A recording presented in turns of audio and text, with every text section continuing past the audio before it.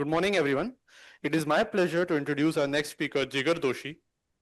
With decades of experience in deep learning, Jigar has consistently worked at the intersection of cutting-edge AI and real-world impact. He is currently with the Artpark at Indian Institute of Sciences, where his focus lies in applying LLM to pressing challenges in public health and climate change.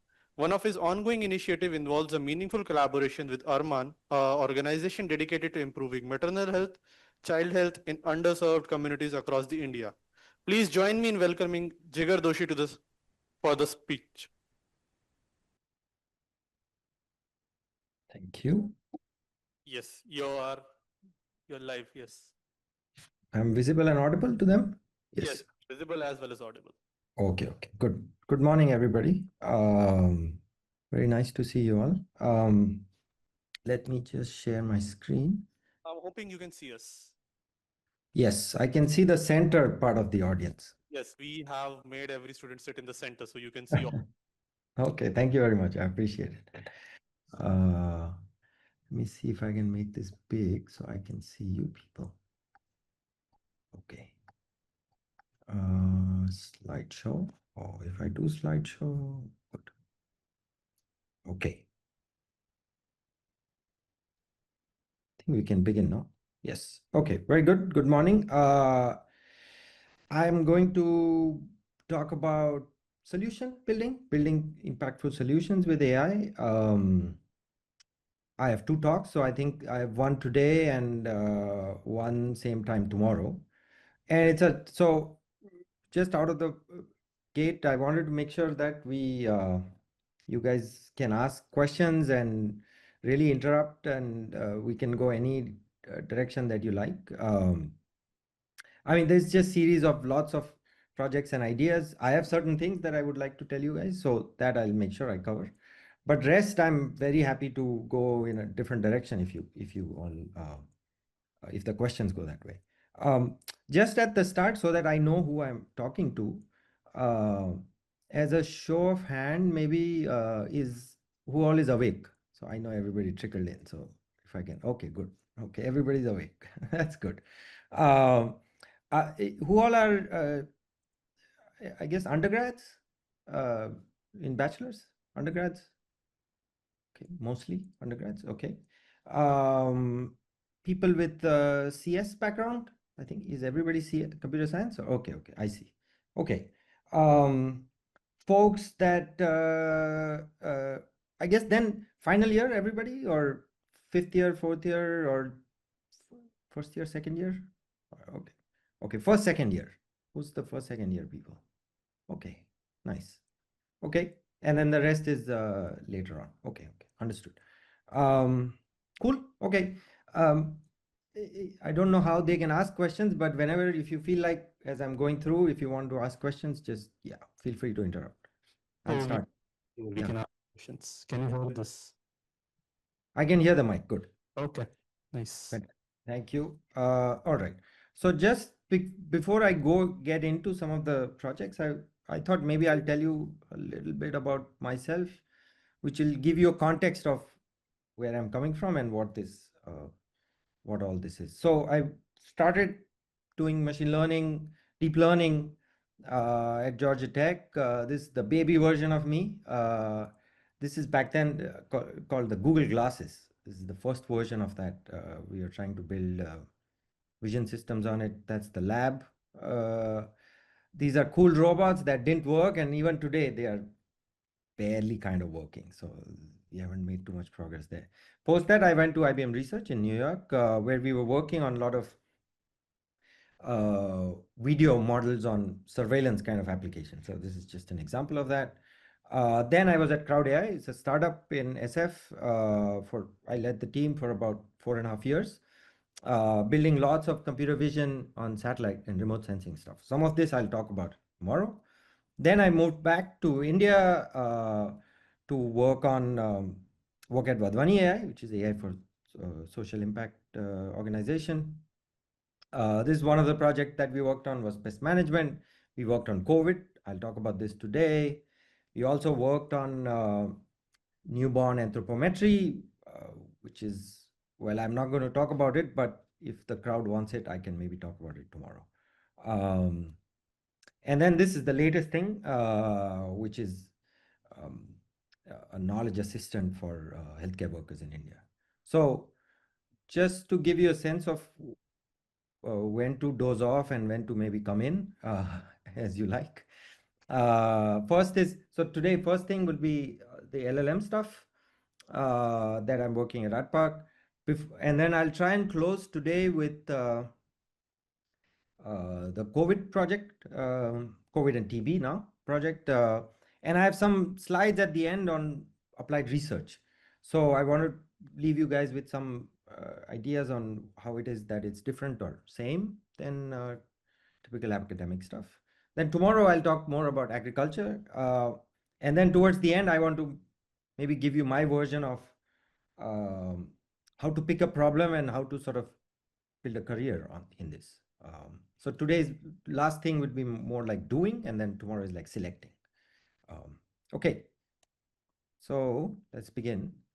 What's this project? So this is LLM Copilot, chatbot, knowledge assistant, whatever you want to call it, for high-risk pregnancy. So just to set up context, because typically I breeze through these slides, but I think maybe worth for you all to appreciate the problem overall. So India has a very high maternal mortality rate, much higher than some of the other countries in the world. Even poorer countries in Africa have better outcomes than us. One of the reasons, so two reasons for this, which is on the left here, is lack of access of resource. And the other is we have a cadre of healthcare workers in India. They are called ASHA workers or and ANMs, auxiliary nurse midwives. There's about 100,000 odd ASHA workers. Basically, every district in India, every zip code should have one ASHA worker who's supposed to go and help. So there is a known problem that they are undertrained, underpaid, and there is a very high attrition rate. So typically they'll come in and maybe in 6-8 months or a year, they move out and do other things. So given that it's under-resourced, can we use AI to augment some of this? So we work with very closely with Arman, which is a nonprofit out of Mumbai. They have been working in this maternal and child space for many, many years now, I think 2 decades. And so I just want to give you a sense of sort of Arman's program and then how AI plugs in and what we hope that the impact will be. So just on the left is all the things that go to the mother. And the time of care is start of pregnancy to the end of first year, right? So this is roughly the 20 months odd time where Arman program will help them via healthcare workers. There's also a free voice call service, so they'll get signed up to this thing called Mitra, which is at the start. This is quite primitive technology, I guess, from today's standpoint. It's really just a very strong, very canned, wetted message that they get twice a week on depending on as they go through the pregnancy and post-pregnancy, what is going to happen and what are some of the resources that they have and what they should worry about and what they should care about. So, Mamita and Kilkari are basically the same programs. Kilkari is part of the government program. This is like in 25, 26 states. Yeah, it's a very wide reach across the country. And on the right is the thing that I'm going to talk about today, is a knowledge assistant or learning assistant for healthcare workers and ANMs to do both their learning, their evaluation, and then on-ground support. So today we'll talk mostly about healthcare worker. Towards the end, I'll tell you a little bit about the system that we are building for the mothers. and then show you some impact numbers on where we are. Okay, I think I can skip this. Um, okay, so um, this is also a way to sort of teach you or tell you um, how to think of a impact solution. So at the top, hopefully you can see my marker. Oh, no, this is not right. Oops. You can see my mouse though. I don't know. Let me check. Mouse, you can see? Thumbs up, somebody? Yeah, okay. Thank you. So this is the existing flow before AI. You can think of it this way. So they go through a onboarding process. They have a classroom learning program before they can go do the job. They have a basic WhatsApp service where they can talk to a medical officer. So this is somebody that they can ask questions when if they like. And then before any AI, the medical officer is usually overburdened. There's so it'll take many hours before they'll get a response. What we started off is to embed in the same workflow, but do the minimal change. So we started with having a workflow where we give them an answer, and if they're unsatisfied, then they can go back to the medical officer. So we didn't change their existing workflow, we augmented AI, right? And we were very, very careful in where we decided to introduce AI. So given that we want to do this, then how do we go about building it, right? So unlike usual idea, we didn't build anything at all. So what I just described was the scoping of the project, picking which use case to build. We could just give it straight to the mother, we could give it to the medical officer, there's many, or we could give them but we decided to go where it was minimal delta between the existing workflow, right? So this allows higher adoption and is also a good setup to measure whether this works and how well it works and where it works. So let me just move you on the side. Yeah, so we begin with picking the problem. Then we saw whether there was enough data. So in this case, there is knowledge from the training itself that is generated, well documented, both in English and local language. And also during the training, they'll take a quiz. So they'll take a quiz pre-training and then post-training. So we said, look, fantastic. If I can build a model system that can learn their knowledge base and then take the quiz and see how it is, right? So that was the idea, meant that it was okay to proceed. Then what we did is called Wizard of Oz testing for user insight. This is where we didn't actually build the model, but we came up with some hypothesis on what kind of responses they like. And I'll go into some of the insights there. But the basic idea was we went to the users and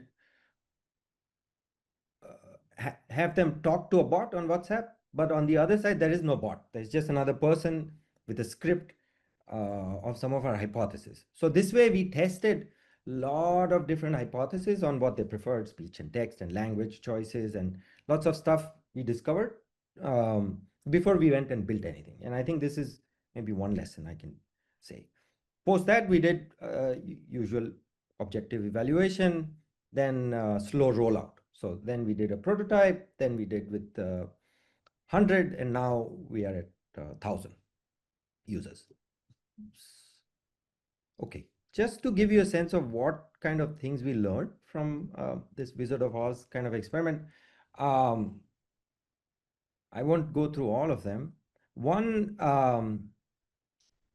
we thought they'll prefer local language naively, but not so much. They preferred mixed. So they preferred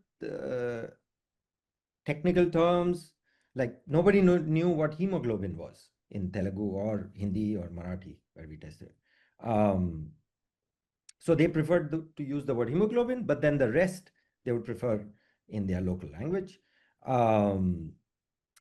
They also um, would ask questions in many sentences. On the left, you can see they'll say, "Good morning, sir," and then it's not a new line. So we have to make sure that the bots doesn't start responding to "Good morning, sir," "Okay, sir," "Thank you, sir." This is something we hadn't expected, and had we just launched, we would have had this trouble. Yeah, of course they preferred speech as input, but they didn't prefer speech as output as a default.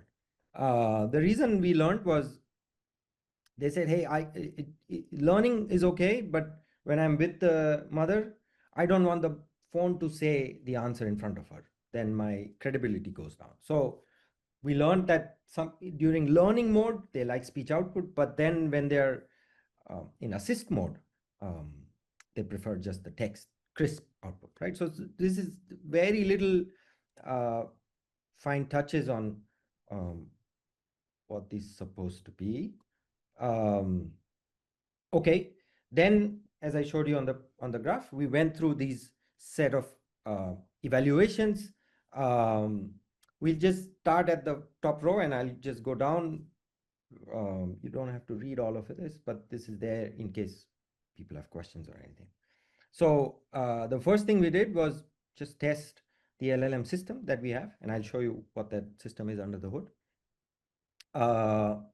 With 75 questions in English, just the same questions that ANMs have done. We have data for about, I think, 8,000 odd ANMs had taken that quiz, that specific one. So we could measure the bot out of the park much better.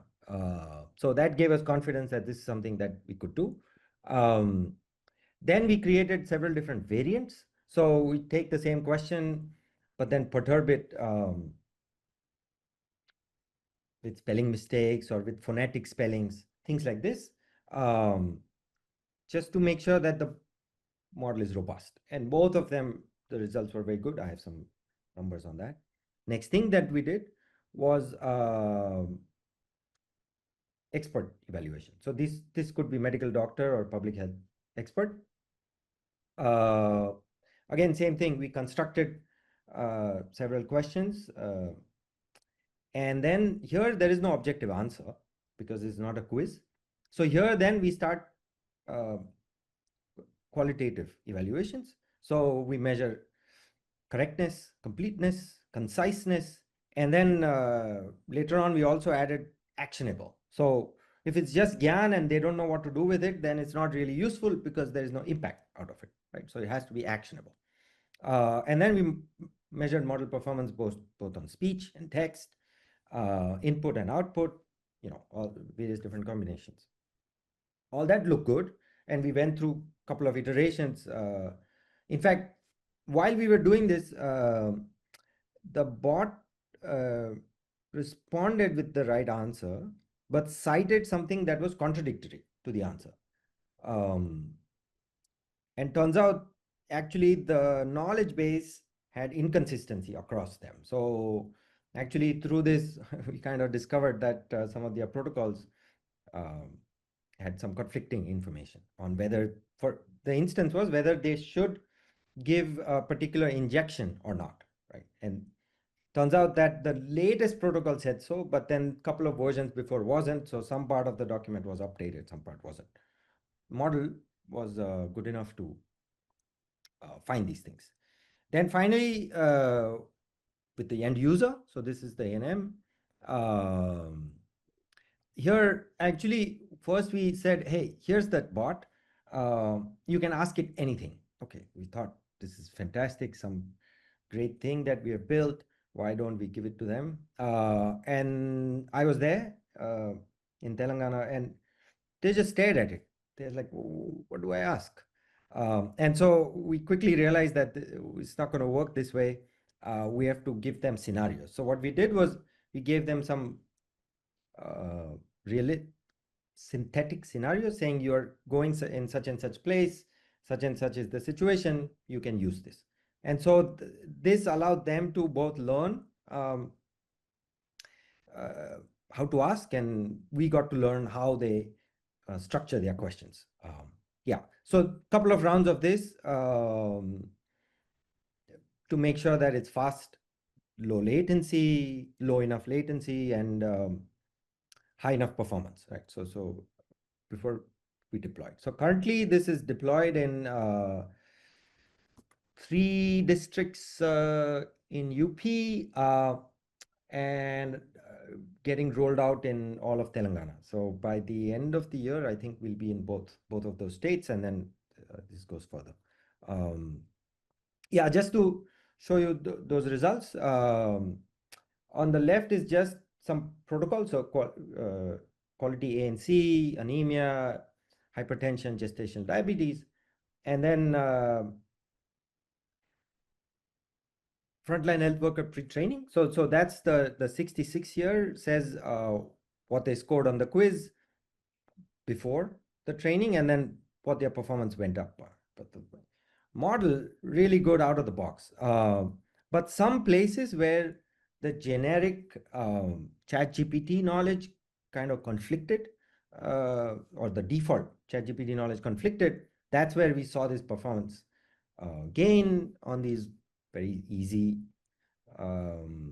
quiz questions. So anemia was one of them.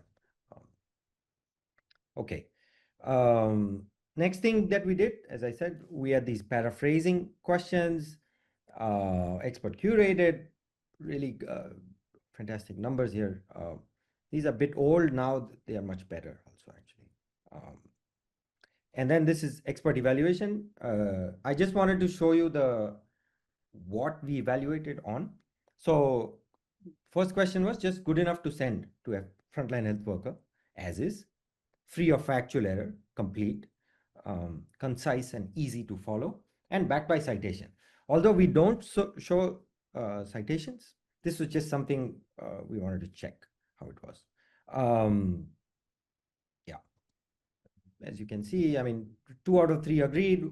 Mostly when they disagreed, they had inconsistencies within them actually. So but when we did valuation with the end user, it was very good. So this is just to give you, I have a demo, but I just wanted to give you a sense of what it looks like now. On the left, first they get a multimedia tutorial just explaining what it is and how they can use it. This is the response. The second one, as you can see, so for example, they like bullet points. They wanted certain technical words in English, numbers in English, but the rest in Hindi in this case. And also, this is the main thing that we are tracking, which is if they're not satisfied, then this gets escalated back to their usual workflow. And what we want to do is reduce this down. So this was a nice way of keeping the human in the loop while slowly making improvements. And also, post escalation, what their chatbot response was, what their response, what the medical officer and the healthcare workers interaction was, that also becomes future training for us, training data. Okay, just a little clip for you. I mean, I think you get it, but what this is. Yeah, so the way this works is bunch of A&M's phone number gets registered, and the WhatsApp bot will send them a hello message, and off they go. Yeah, same thing. I think I have a voice one on this.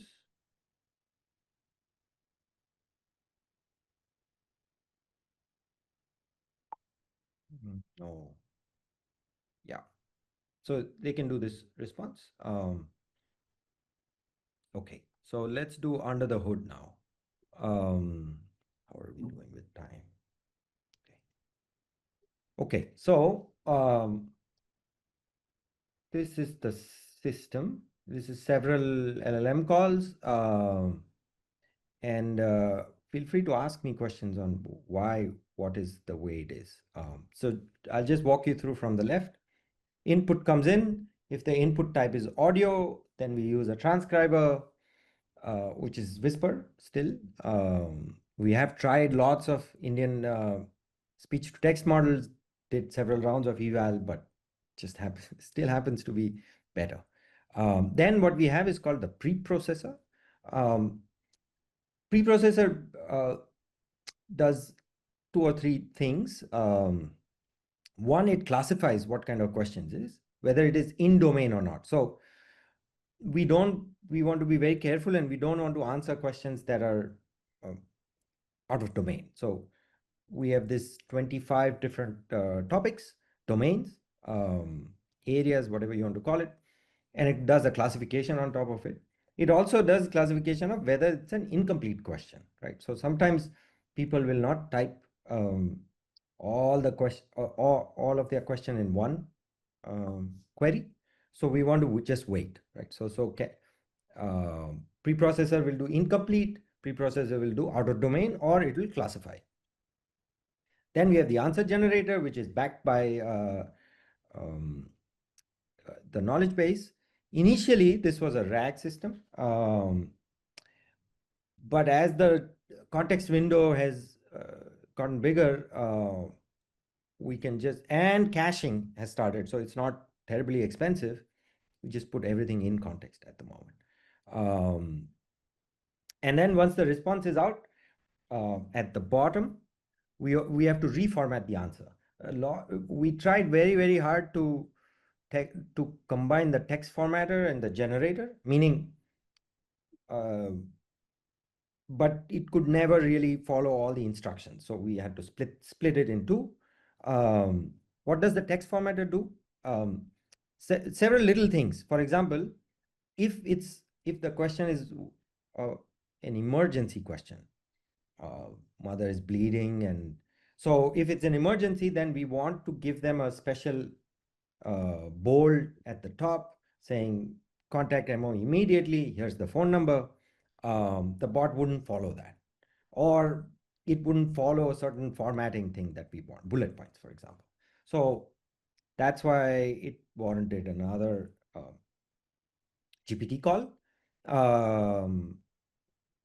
Audio formatter, same thing, but different restrictions. The text to speech system, for example, we cannot say A and M properly if there is no dots there, right? So there's lots of little nuances of errors or what the text system expects. And so we take the general answer and then make it such that the text to speech system works properly. And then both of them are the endpoints. This is all wrapped up in a REST API. And then the WhatsApp API, WhatsApp server calls it, gets a response back. Any questions here? Anything people want to ask before? Yeah, two hands. There's a hand. Yeah, at the back, I think. Go ahead.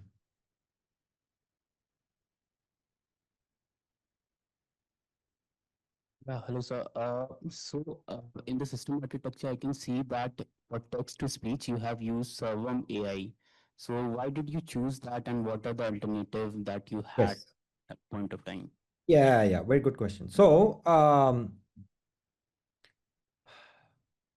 let me remember. There is several options. There's 11 Labs. There's the Google one. There's the I mean, basically user study, actually. The way we selected and the way we select anything, we took, I think it was the 40 or 50 responses generated across the top three based on word error. So actually what we did was, first thing was, when the text to speech system outputs, I put it back in my speech to text model, and then I can compare the two texts, right? So first thing is just to make sure that it's not like skipping words or skipping paragraphs. That kind of character or word errors, you can do this loop, right? So you can take the text, go to text to speech, get to your speech model, and then you can compare the two text out, right? And that's how we whittled it down to three. And then for the three, we did user study. We said, which one do you prefer? And why? And it basically boiled down to, I remember this, the other ones sounded like a foreigner speaking Hindi, right? And so they said, yeah, I understood what they're saying, but it's funny. So it's like, and that's why server. Yeah. But we could, I mean, this is up for grabs now. In fact, we are in a month or so with the Vani team at IISC, we are launching a hackathon on Urban knowledge and Urban project for very specifically TTS system. So yeah, we are really looking forward to making improvements on this. Yeah. Any other question? No. Okay. Good. Jigar, I had one question. Yeah. Go ahead. So for the Whisper systems, are you fine-tuning them or just using the existing one? So now fine-tuned. So when we started, it wasn't fine-tuned, but now we have managed to collect enough data, both from our use and a lot of Vani data. I had overlap with our districts, so then we subsampled both of them, and yeah, it's fine-tuned. Got it. So got it. Was it mainly due to just the differences in accent, or also maybe some of the keywords and let's say some specific terms which went missing? Yeah, no. So much more, and there is still a lot of room for improvement, quite honestly. One, accent, like the typical stuff, but also the terminology here uh, is very different and not part of the vocabulary. So we very specifically went to I forget, AI for Bharat dataset, and had a big keyword of big keyword mapping search and sub-selected those data points, those samples to train. Also, for our case, we knew all the users are women, so we could sub-select that and make it lighter. But there is still gaps. Yeah, I would say that the tech stuff is pretty good. Yeah, but this one is still an open challenge. See, I should add one more thing. At the time, and I think even now, Servam is about the same as Whisper. Not the open source. Servam doesn't have the open source speech to text model. But we have spoken to them several times, but they refuse to give me a pinned version. So I cannot really evaluate, like the system that I evaluate today may be updated, and it may be better on their metric, but it might be worse on mine, right? So it becomes very unstable. So that's why we couldn't use Servam on that. Thanks. Thanks for also putting through these different considerations, including the pin version. I think this is very useful for the students also. So another question, and perhaps, I don't know, I think you may be also answering this today and tomorrow. Sure. So are other factors like latency also important at this stage, or maybe not? Yeah, no, there is a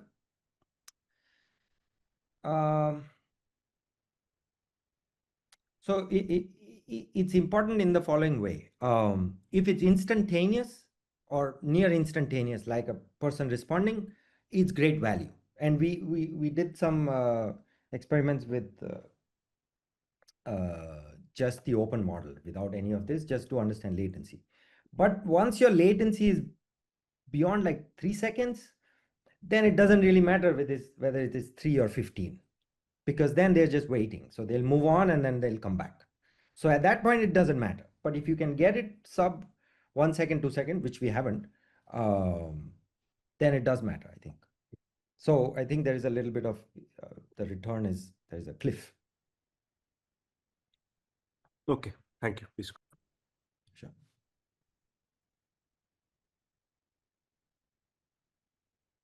Why is my hand up?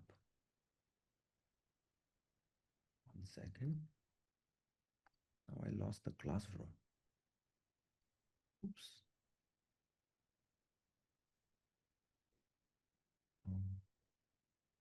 Pin. Yes. I have a question regarding this transcriber only. So, Yeah. in everyday life, we do not use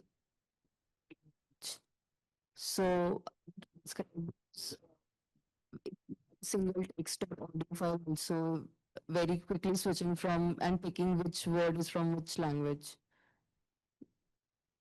I I, couldn't follow your question actually. There was a little bit of um, okay, I'm asking that in everyday use, we stick to our everyday stuff at least to if most of us are bilingual or bilinguals. So every single if the person is working on this province or something to use like pure Telugu, pure Tamil, or pure Hindi, mix words of different languages. So the transcribers are so they might confuse some words to be of one particular language. yeah. I still, I think maybe if the mic is too far or something, I couldn't hear all your questions. So let me repeat if I gathered what you're asking. I think you're asking in general in India, we don't use one language, right? We are very multilingual and we speak in 2 or 3 different language, and which word we use in which language is also not consistent. So not all of India will use. Is that the question? Yes, yes. Okay. And then how do we deal with it, or yeah. So, okay. One thing to remember here is as in from an application standpoint, I don't particularly care about word error rate, right? This is the typical thing that people measure. It's okay thing to measure, but I don't care. Meaning, as long as my GPT, which is quite powerful, so as long as my GPT model here, post the transcriber, can capture enough of the context of the question and can respond appropriately, then I'm good, right? So then I can recover from those transcriber errors. And I think that's why perhaps we got better performance on Whisper than Sarvam, is mostly because this combination where the GPT model kind of overcomes or kind of knows what bad, it can overcome the bad transcription, if I can say it this way. So you're right, this is a problem that people speak in different languages. Um, but as long as it's good enough and it captures the main keywords of their question, um, i- we can live with it. Obviously, uh, we obviously as a community and as engineers and researchers, we want our Hindi model or our Telugu model or our Telugu Hindi English model to be as good as English, which is not there yet. But yeah, so I think the way to think about it is not word error rate in an application, unless your application is transcription. Yeah.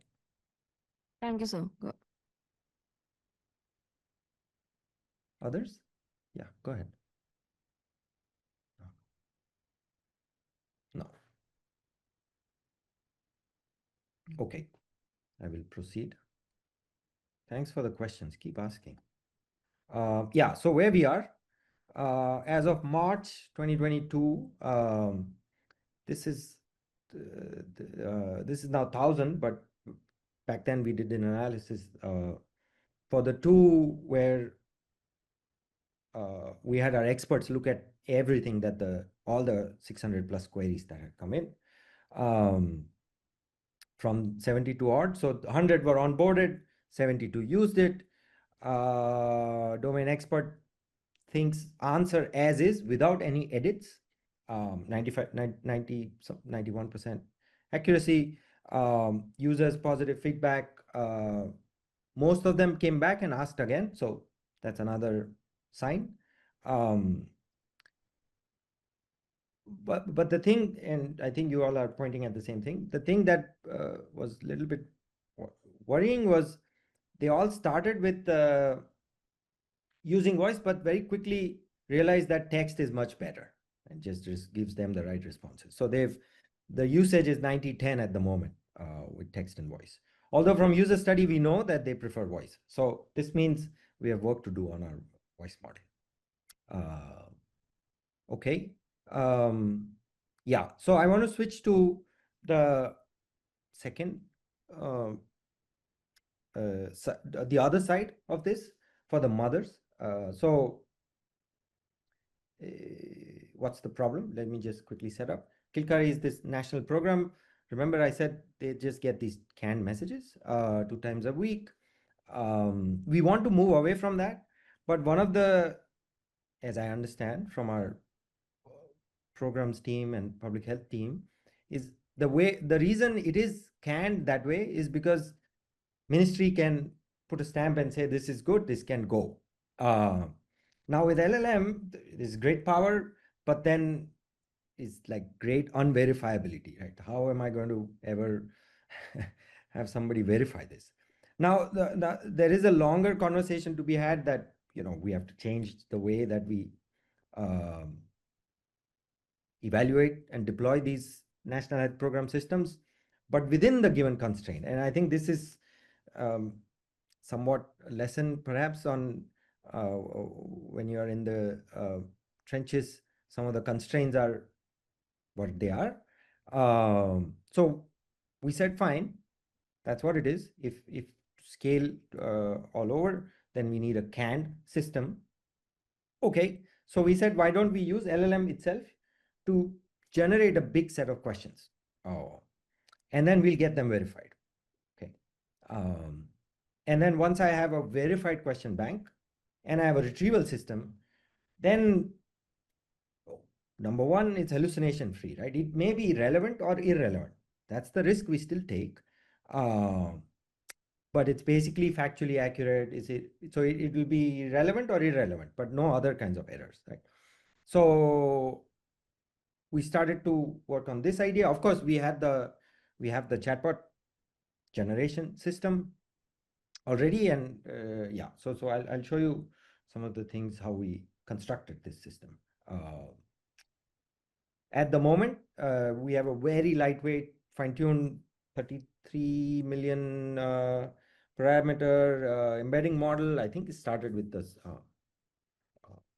Snowflake's embedder, and just a similarity search. It's cheap, fast, locally available. So this is something that we are currently experimenting. But I wanted to show you some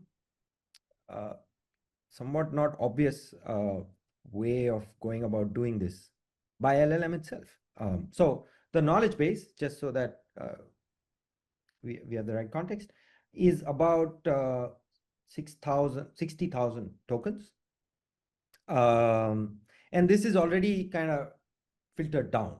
If I take all public health knowledge, all the way from medical textbooks or WHO guideline, and all the way up to like Telangana specific things, then I think that goes to roughly 300K tokens. And we have another project that we are using that for. Okay, so what we did, and I'll explain this kind of the generation system, is we took this and created roughly 2,000, actually 1,500 now. I should have updated 1,500 question answer pair, which there are certain requirements of this, right? This is not just a FAQ per se. The requirement is that it should, one, cover the whole knowledge base, right? And the other requirement is that it should be sufficiently minimal, right? I could technically take every line and just convert it into question answer, but then it's very, very intensive to verify, right? So I need it fully covered, but I also want to make sure that, so given these constraints, what did we do? Yellow means like knowledge documents. Pink here are LLM calls, and blue is like human. So FAQ generator, each document or will generate many versions of the, like, transform the knowledge base into question answer pairs. Then we had a coverage calculator, right? So it'll check what percentage of a particular document is covered in the knowledge base. And then we also have another system, which we call the verifier or the checker, which will go and check for factual inconsistencies within the set, right? So all these three have to be high enough before the expert will actually take a look, right? So you can think of it as the one, if I remove the expert there, then I have the FAQ generator, then I calculate the coverage. Okay, it looks like coverage is 60%. So generate more, and then verify. And then the FAQ generator also has a minimality constraint, right? So it should have higher coverage, but minimal number of question answer pairs, right? Just to give you a sense of why this is nice setup, and as a general question answer, converting any knowledge into question answer sort of retrieval setup, instead of a RAG system, and I can argue why this one is better, is that the blue is where the stakeholders. So at the bottom is experts, technical people, policy people. They can all put in their constraints on how it should be, what it should read, what words should use, what protocols to follow. The product team can come up with user insights on they want bullet points and these words and Hindi and English together. We want escalation at the top. These kinds of stuff is product people. That gets into the verifier, right? So the verifier then ensures that what's generated is good. And then the task completion at the top ensures that we are covering the whole knowledge set, right? And so we went through this iteration several times until we think we have a working way of doing this. So now, yeah, we have a verified 1,500 question answer out of this big 60,000 token, which is still a lot, but verifiable. And then this is just to show that the very small embedder, which allows us to do basically local deployment at this point, because I can take the 1,500 questions and a 33 million parameter model very easily runs on an Android phone. So that's the other advantage of doing it this way. Yeah, this just shows you. Green is our embedding model, which is slightly better, but the main thing is it's I think one order of magnitude smaller. I think that one is yeah, 300, maybe 400 million parameter. Cool. Okay, so I'm going to switch to another topic. Just doing a time check here. Half an hour more? Nipun?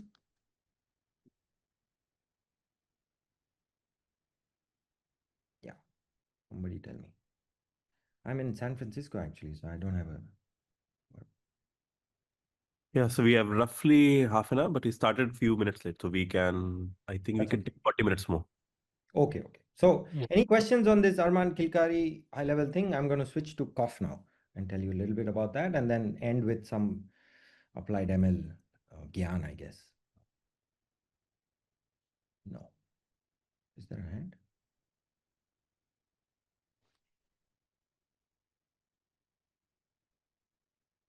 Okay.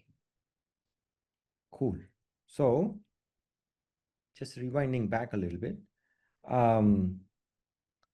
This is another project that I worked on. This was at Vadwani AI during COVID. This is one of the first, I think this is the first one, to use cough as a screening signal for COVID. I think post then there have been several papers on this idea. Why we wanted to do this was it's a screening problem, right? This is during pandemic. So we wanted to, I mean, you guys may be in college at the time or just getting into college.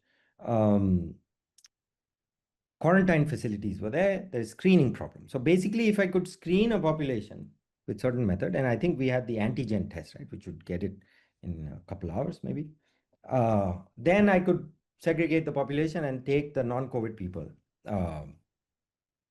This was an additional screening mechanism, right? This is not replacing that. This is an additional screening mechanism that can be done just as a cell phone thing. So they cough into this, we take some symptomatic data, and then predict whether it's COVID or not. I don't have a whole lot of slides on this, so I'll just make a couple of points here. One of the things that, and we have a paper on this, it's the ICLR 2021 workshop paper, that says about how some of the other papers that came out later were reporting really high numbers. And we couldn't get that number until we realized what was the problem. The way they were doing data splits, and this is common, right? In machine learning, you take your data, you do train, val, test, split, you randomly shuffle it, and then you put the and then you train on it, and then you test any val, right? But if you do it indiscriminately, then you could get really high inflated numbers. What they were doing, and this is a paper kind of rebutting that idea, is they were not splitting based on patients. This is one of the obvious things, right? Same patient cannot show up in train and test. This is label leaking. But also same patient from same location cannot show up. Because, for example, certain sites are quarantine facilities where people collect data. So if I can hear just the room acoustics, right, and which a model can hear, then I have a direct, then the model can just hear the background and predict positive code, and it get perfect score. So in addition to splitting in people, you also have to make sure that your collection sites, which is on the y-axis, you also split it across them, especially if you have very specific skewed labels, right? So what happened was, the way people collected this data was, you go to quarantine facility, collect data for positive COVID patients there, and you go to home or any other place, and that's the negative. Now, if you just hear the room acoustics, you'll get this, right? So this was sort of showing that main idea. Yeah, and then the way you measure these screening tools is to think about prevalence. So it's not just about sensitivity, specificity, but it's about at what prevalence you can compute what testing capacity increases. So 1% prevalence means 1% of the population has COVID. Then testing capacity increases by 40%. What that implies is I could set the system such that it has very low false negative, but it has a high false positive, right? So if the cough system, if this this model on the phone, this COVID cough system says that you're COVID positive, then maybe you are. But if it says negative, then most likely you are not, right? And so this is what it means to tweak the system or tweak your thresholds that way. But how you want to tweak the threshold is dependent on this prevalence and testing capacity, right? So this is a couple of papers that we had. Let me go through these two, and then I'll pause for the question. So the same idea then, so that thing got deployed for a few months before there was COVID vaccine, and so it kind of became not so useful. But in hindsight, India still has a TB problem. So it got repurposed, and this project is still alive for TB. 26% of global TB cases, I think, asymptomatic and symptomatic. Last I heard was 1 in 4 in Mumbai has some kind of latent TB. And the way to screen for TB, and there's a couple of very respectable companies in India doing this, is to do X-ray screening. There is the blood test, but that takes longer and it's costly, but you can do X-ray. Now, X-ray also has the same problem, that you have to come into the facility to get screened, especially for people that are not symptomatic, because they are not coughing. They don't have any symptoms. They don't really show up in community settings. So we said, let's try this Same idea, but now for TB. Just to give you a little bit of insight on this, it's the same system, but there is an additional reject loop here. So we just had a very simple cough detector running, which would check that indeed we heard it, we captured it, there was no background noise, that kind of stuff, so that the recordings are good. And this really improved the outlier performance. We also take some symptoms and comorbidity stuff. I think it's like 12 different parameters, which typically people do. And then both models are ensemble. Nothing magical about the model itself, actually. And then you get presumptive positive or negative. This is some results on this now. This one is a much big. So the test set performance, there were about, yeah, so very high sensitivity, low specificity, and this is by design. For a screening tool, you want this. In field deployment, out of the 100,000 odd subjects, it flagged 18,000 odd presumptive positive. And then some of them went to follow-up diagnostic, right? So this is where you can actually find ground truth on what that was. Main thing was that if it was just used as a symptom screener, so the existing national program will do symptom screening. And if so about 50 cases that would have been missed were captured from this, right? So this is a way to, it's a cheap way to source high-risk TB patients this way. So yeah, this work is under submission, so I don't want to, yeah, that's why I don't have a link on this. Yeah, okay. So let me pause here. If you have any questions, thoughts, concerns, ideas on the cough thing, before I just go into the final 10 minutes of solution building.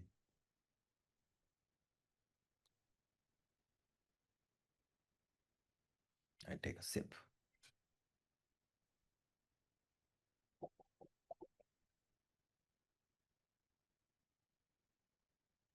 We have a question here. Yeah. Hello, sir. Sir, which type of tabular model will you using in coffee screening part? Hello? Yeah, I missed the. Could you please repeat? Sir, sir, which type of tabular method you are using in coffee screening part? Or what kind of tabular method? Tabular model method. Tabnet. I Mhm. think this is the old one. Yeah. Could be better now, but yeah. Anything else? Oh, yeah. The question is that the participant wants to know about tabnet. What is a tabnet? Oh, what is a tabnet? Let me recollect.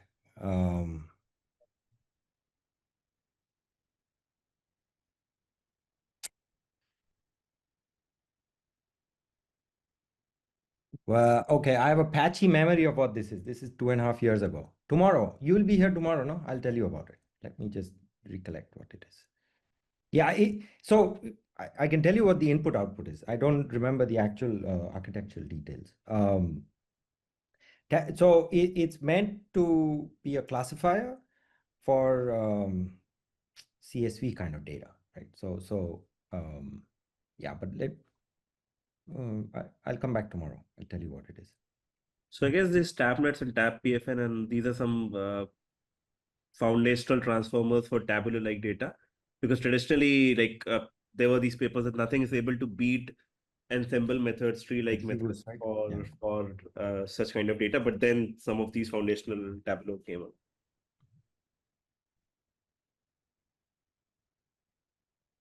Cool. Nothing else. Okay. Oh, there is. So cough screening for COVID works on the principle that the person will also share some symptoms, and they will cough and they'll share a cough recording. That's So right. also cases for a lot of like not comorbidities but diseases that were eliciting similar symptoms.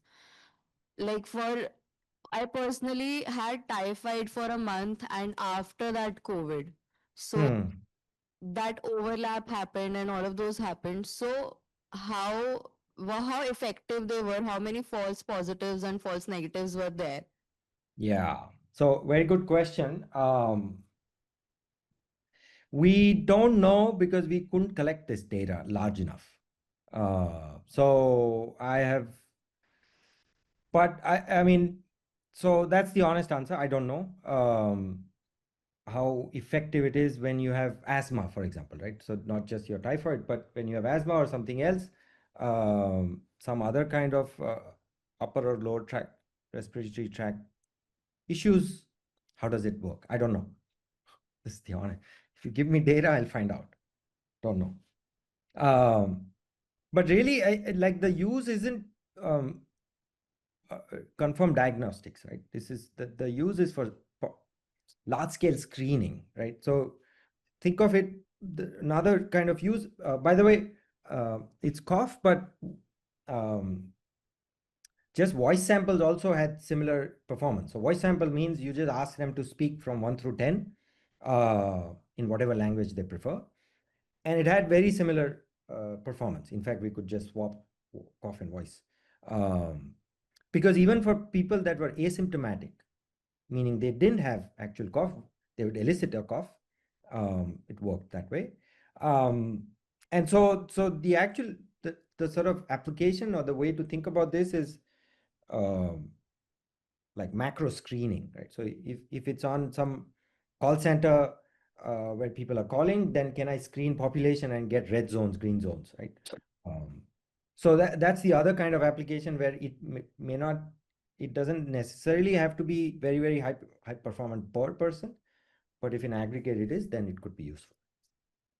Yeah.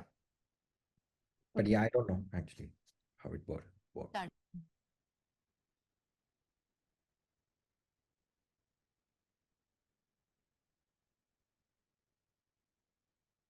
Yeah, there's one more question here. Sure.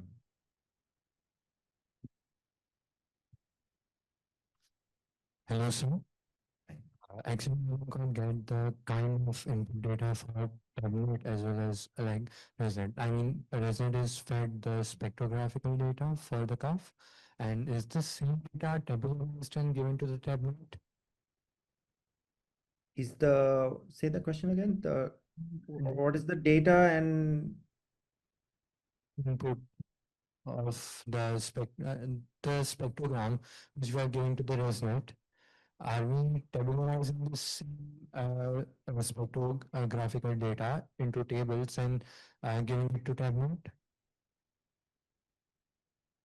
I don't quite get we're using two models. why we are using two models? Is that the question? No, I'll clarify the question. Yeah. So participant is trying to ask what is the input to the tablet and what is the input to the business? So Okay, good. I see. What's the input to both the streams, right? Is that the question? tablet tablet or we give something else to the tablet?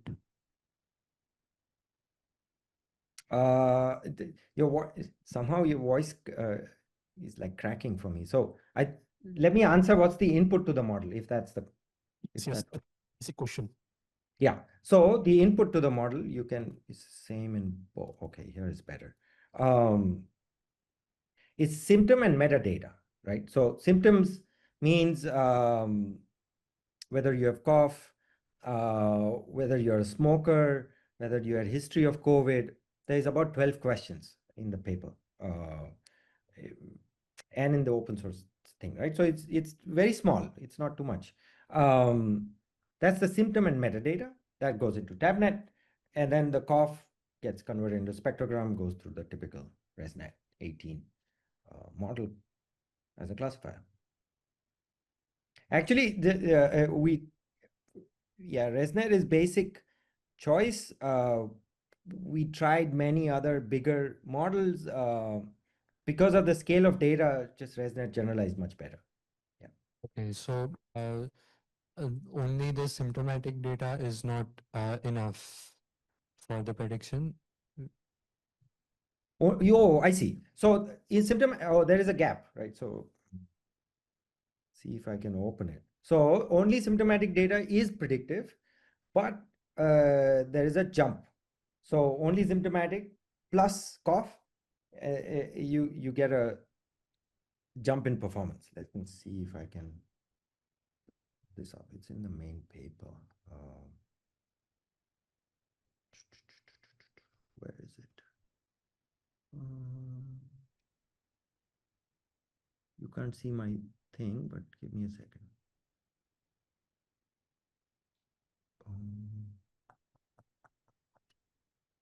There is a jump. Yeah, of course, we studied this.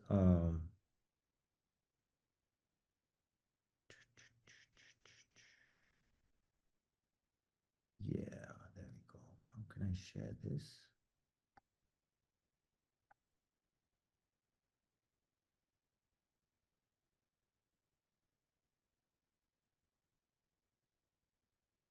Not this. Actually, just a second. Share. You can see my screen. What can you see at the moment?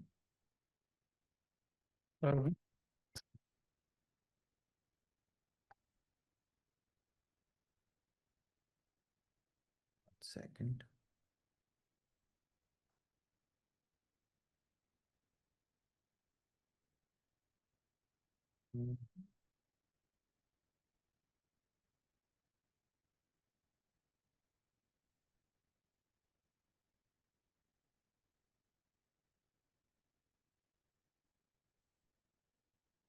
Section 6.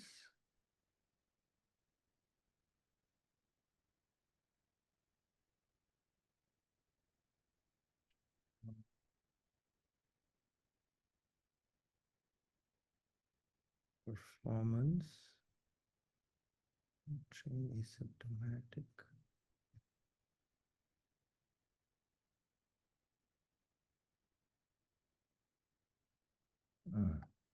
This is the other one. Just a second.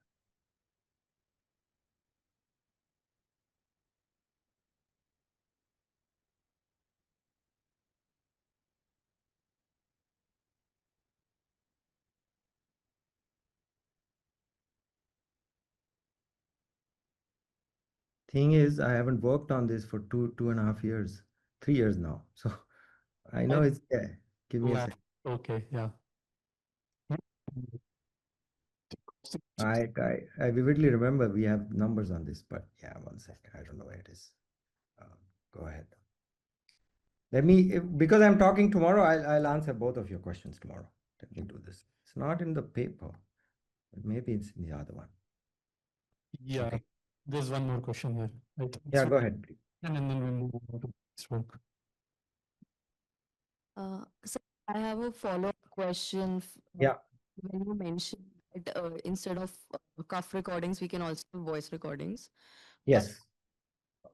Something for voice recordings is being implemented for depression or other depression or anxiety disorders and everything. Yeah. So I work for depression. So my question is like, but we have not had any progress so far.